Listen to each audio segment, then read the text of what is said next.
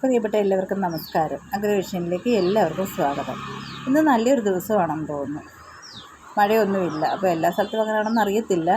എന്നിരുന്നാലും ഇന്നലെ മുതലൊക്കെ എന്നെ എല്ലാവരും വിളിച്ച് ചോദിക്കുന്നുണ്ട്, എല്ലാ കൃഷിയുടെ എല്ലാ സാധനങ്ങളും ഇവിടെ വന്നിട്ടുണ്ടോ, അതുപോലെ തന്നെ പച്ചക്കറി തൈകൾ വന്നോ, ശീതകാല പച്ചക്കറി തൈകൾ വന്നോ എന്നൊക്കെ വിളിച്ച് ചോദിക്കുന്നുണ്ട്. അപ്പോൾ ഇവിടെ ഓൾറെഡി കുറച്ച് തൈകളൊക്കെ ഉണ്ട്.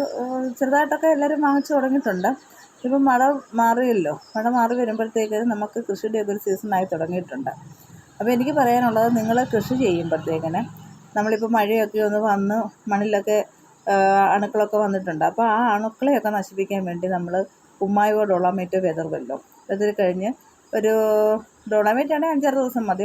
കുമ്മായമൊക്കെ ആണെങ്കിൽ ഏകദേശം ഒരു 10-15 ദിവസത്തെ ഒരു താമസം വരും അടുത്ത ചെടി നട്ട് കൊടുക്കാനായിട്ട്. അപ്പോൾ ഈ പച്ചക്കറി നമ്മൾ നടുന്നതിന് കുമ്മായം ഇട്ടാലും നമ്മൾ സ്യൂഡോമോണാസ് ലായനിയിൽ മുക്കി വെക്കുകയോ അല്ലെങ്കിൽ നട്ടതിന് ശേഷം സ്വല്പം സ്യൂഡോമോണാസ് ലായനി ഒഴിക്കുകയോ ചെയ്യണം.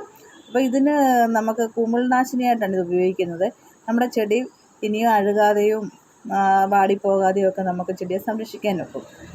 അപ്പം നമ്മൾ ഈ ജൈവ വളങ്ങളും ജൈവ കീടനാശിനികളും ഉപയോഗിച്ചുള്ള കൃഷി രീതിയാണ് നമ്മൾ ചെയ്യുന്നത്. എന്നാലും ഞാനൊരു കാര്യം പറയാം, നമ്മൾ ഈ പാവല്, പടവലം, പീച്ചിൽ ഇങ്ങനെയൊക്കെ നമ്മൾ നടുമ്പോഴത്തേക്കിന് ഈ പടരുന്ന വർഗ്ഗങ്ങളൊക്കെ അത് നടുമ്പോഴത്തേക്കിന് പടരുന്നതിന് തൊട്ട് മുമ്പായിട്ട് നമ്മൾ പന്തൽ കയറ് കെട്ടിയോ വലയിട്ടോ ഒക്കെ പന്തലൊരുക്കുമല്ലോ. അതൊരു പയർ നടുമ്പോഴത്തേക്കിന് മിക്ക ആൾക്കാരും ഈ വേലി പോലും കൊന്നപ്പത്തലിട്ടായിരിക്കുമല്ലോ പയർ അതിലോട്ട് പടത്തി വലിച്ചു കയറ്റുന്നത്.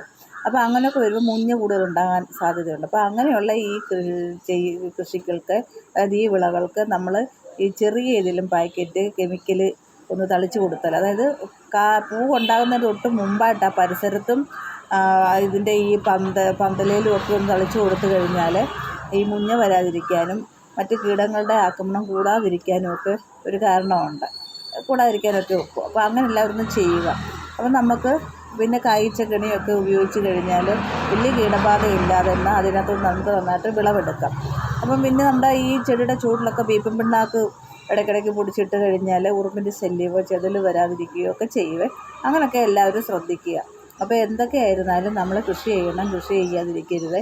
നമ്മുടെ മനസ്സിന് നല്ല സന്തോഷവും കിട്ടാനും നല്ലൊരു ഫ്രഷപ്പ് ഉണ്ടാകാനും ഒക്കെ നമുക്ക് കൃഷി ചെയ്യുമ്പോഴും അതിനകത്തുനിന്ന് വിളവെടുക്കുമ്പോഴും സാധിക്കും.